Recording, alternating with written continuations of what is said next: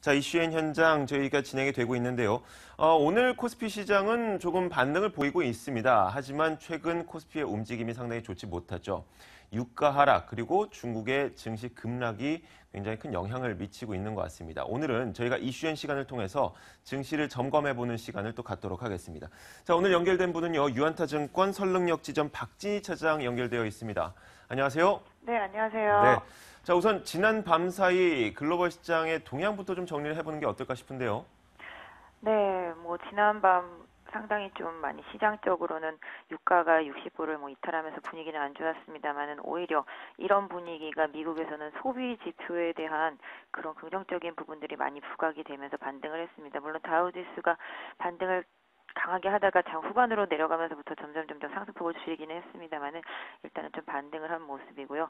전반적으로 유럽도 좀 각 국가별로 좀 등락이 좀 있는 편이었습니다. 그리스에 대한 부담감이 좀 여전한 모습을 보실 수가 있겠고요. 러시아 같은 경우도 계속적으로 지금 유가 하락에 대한 부담감이 계속 이어지면서 금리를 또 한번 올리면서 루블화 환율 방어에 나서는 모습들이 좀 나타났습니다. 네. 국제 유가가 60달러를 붕괴가 됐습니다. 2009년 7월 이후에 5년 5개월 만이라고 하던가요? 굉장히 오랜 기간 만에 WTI 가격이 60달러 아래로 내려갔는데 이렇게 유가가 하락하는 이유와 함께 앞으로의 전망도 좀 짚어주시면 어떨까요? 간단하게요. 네, 유가가 하락하는 이유가 정말로 시장에서는 다 얘기들이 나오고 있습니다. 공급과 수급의 불안이라든지 이런 부분들이라고 다들 얘기도 나오고 또 혹자들은 이제 정치적인 논리를 많이 얘기들을 하는데요.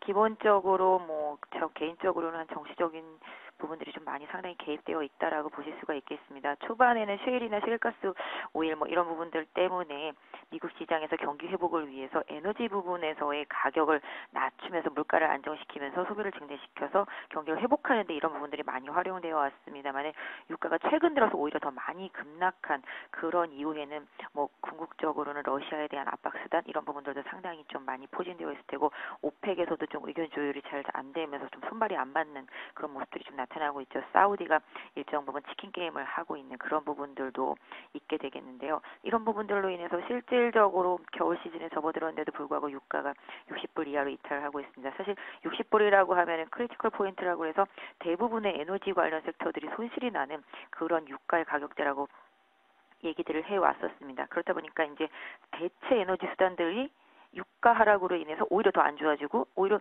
그렇게 되면 석유를 쓸 수밖에 없는 그런 구조가 됨에도 불구하고 유가 좀 많이 빠지게 됐죠. 그래서 지금 단기적으로는 60달러를 이탈함에도 불구하고 오늘 시장 전체적으로 본다라면은 에너지 관련 섹터들이라든지 화학, 조선 섹터들이 워낙 그동안 많이 빠졌었기 때문에 선전을 하고 있는 모습에서도 보시다시피 일단 올 것이 왔다라는 점은 오히려 좀 다행이다라는 생각으로 좀 시장에서는 좀 받아들이고 있는 것이 아닌가라고 보여지고 있고요. 전반적으로 지금은 심리적인 부분들이 오히려 좀 유가에 더 많이 작용을 하면서 자그마한 이슈에도 더 강하게 수급들이 반응을 하는데요. 궁극적으로는 원자재 과거에도 좀 많이 빠졌습니다만은 원유 같은 경우에는 오히려 좀 숏포지션을 취하는 투기 세력들도 좀 많이 들어가 있는 것으로 판단이 되고 있습니다. 사실 이 유가 하락이 증시의 하락으로 이어지는 그런 직접적인 국가들을 살펴보자면 사실 우리나라보다는 글로벌 기름을 생산하는 그런 국가들 아니겠습니까? 네네. 자, 그런데도 불구하고 유가 하락에도 어떻게 보면 뉴욕 증시는 반등을 했고요. 반대로 우리나라는 어떻게 보면 원유를 모두 다 수입을 하기 때문에 유가 하락이 긍정적인 영향을 줄 수 있음에도 불구하고 유가 하락과 함께 증시도 동시에 하락하고 있습니다. 이렇게 되는 배경은 뭘까요? 앞서도 말씀드린 대로 실질적으로 이제 국내 주식시장의 대부분의 경기 민감주들, 수출주로 구성되어 있는 섹터들을 보신다라면은 이제 원자재 섹터들이 좀 많죠. 또 원자재와 관련되어 있는 섹터들도 많고요. 화학이라든지 조선 섹터들, 건설 섹터들, 다 철강 섹터들 마찬가지가 되겠는데요. 특히 이제 건설 섹터들이 최근에 주가만 보신다라면은 삼성 엔지니어링만 비단 보더라도 4만 원대가 붕괴된 상태고 GS건설 같은 경우도 거의 신저가 수준에 와 있는 상태. 다른 건설주들도 마찬가지가 되겠고 주손주들도 마찬가지가 되겠는데요.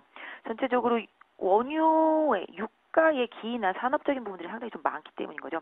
건설 같은 경우는 이제 중동 쪽에서 워낙 유가가 좋았을 때 다시 이제 공장을 건설한다든지 이런 쪽으로 수주가 좀 많이 일어나는 부분들이 되겠고, 조선 같은 경우도 맞게 되겠죠. 이제 유조선 같은 부분들, 이런 부분들도 있겠고요. 그 다음에 또 유럽 쪽에서의 발주 부분, 이런 부분들, 또 그 다음에 에너지 관련 섹터 쪽에서는 뭐 화학주나 이제 정유 섹터들 보신다면 정유주들은 말씀하신 대로 수입해서 싸게 수입해서 정제마진을 남겨서 팔면 더 좋죠. 지금 환율도 무한대로 좋은 상황인데 그럼에도 불구하고 빠지는 이유는 가지고 있는 보유하고 있는 원유들의 이제 평가손이 난다라는 부분, 이런 부분들이 좀 답이 될 수 있겠고, 화학 제품류들도 지금 스프레드가 좋다라는 점에도 불구하고 계속적으로 원유에 대한 부분들이 제품 스프레드를 더 강하게 움직이지 못하게 하는 그런 제한적인 역할을 해주고 있기 때문에 화학주들에 대한 4분기 실적에 대한 우려감도 영향을 많이 주고 있죠. 사실 4분기까지는 안 좋은데 뭐 내년 1분기는 좋다라는 얘기들도 나오고 있습니다만은 최근에 전반적으로 원자재 약세들이 경기 회복에 걸림돌이 되고 있다라는 거죠.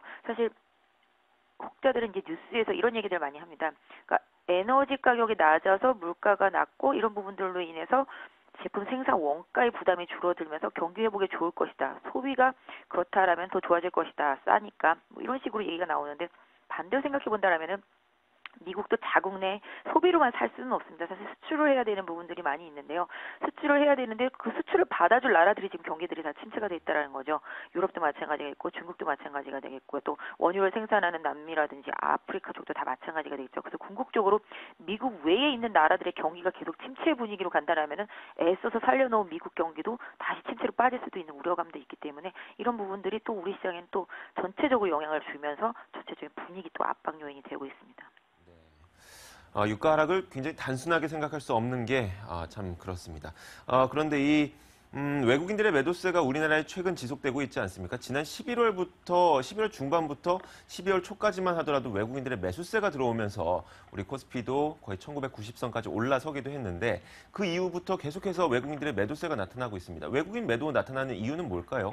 외국인들 전반적으로 지수에 연연하고 있는 모습 보실 수가 있겠는데요. 뭐 어제 만기에서도 그런 흐름 나타났습니다만은 전체적으로 시가총액 상위 종목군들로 매도가 많이 나오고 있고요. 장 초반에 항상 매도가 많이 잡히는 거는 삼성전자 자사주에 대한 매도라고 보시면 좋을 것 같습니다. 그래서 외국인들 전체적으로 지금 우리 시장이 수급적으로도 좋지 못하죠. 지금 이머징 시장 섹터 내에서도 중국 쪽이 워낙 그동안 좋았었기 때문에 비중이 점점 줄어들고 있는 상태이기 때문에 외국인들은 특히 또 전반적으로 미국 시장, 선진 시장 외에는 다른 쪽 비중을 많이 줄여왔었기 때문에 지금 우리 시장에 대해서 계속 관망 자세를 취하고 있는 모습이고요. 아까 말씀드린 대로 전체적으로 시장을 보다 보니까 전체적인 기업들의 실적 전망이라든지 경기 전망 이런 거에 비춰봤을 때 우리 기업들이 지금 선호할 만한 그런 여러 가지 보여주지 못하는 부분들이 많기 때문에 외국인들 시가총액 상위 종목군들 위주로 많이 매도를 내놓고 있고, 특히 또 지금 현대차라든지 삼성전자가 자사주 매입을 하면서 이런 부분에 대한 매도세가 더 이어지는 부분들도 외국인 매도로 많이 잡히는 그런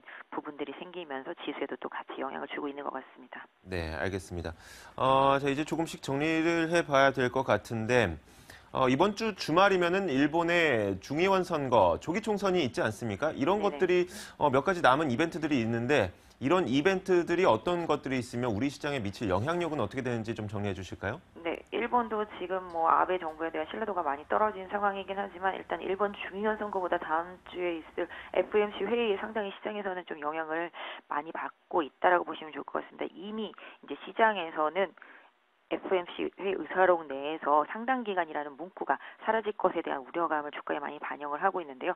오히려 FOMC 이후에 그 상당 기간이라는 문구가 남아있게 된다라면은 금리 인상 포인트가 내년 중반기 이후로 미뤄질 수 있다라는 기대감이 시장을 강하게 반등으로 이끌 수 있지 않을까라는 기대를 해보고 있고요. 그게 사라지게 된다라면 또 오히려 반대로 생각하면 이제 올 것이 왔구나라는 생각에서 오히려 지금까지 빠졌던 부분에 대한 해소 차원 이런 부분에서도 긍정적인 포인트가 있지 않을까 싶습니다. 국내적으로는 제일모직 상장과 함께 기관의 수급이 어느 정도 좀 숨통을 틀 수 있을 것으로 보여지고 있기 때문에 오히려 제일모직 상장하고 나면 시장이 전체적으로는 조금 수급에서의 좀 압박감에서 좀 벗어날 수 있지 않을까 생각을 해보고 있고요. 지금 전반적으로 유가가 얼마나 더 오랫동안 60불 아래서 지속될지는 모르겠습니다만은 오히려 유가가 60불 안에서 머물다 하더라도 그 머무는 기간이 오래될지는 않을 것으로 기대를 하고 있습니다.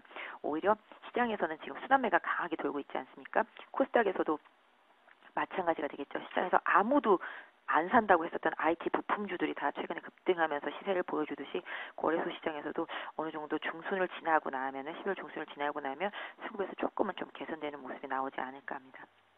네, 알겠습니다. 대응 전략까지 들어봤습니다. 유한타증권 설릉역 지점 박진희 차장과 함께 이야기 나눠봤습니다. 오늘 말씀 고맙습니다. 네, 감사합니다.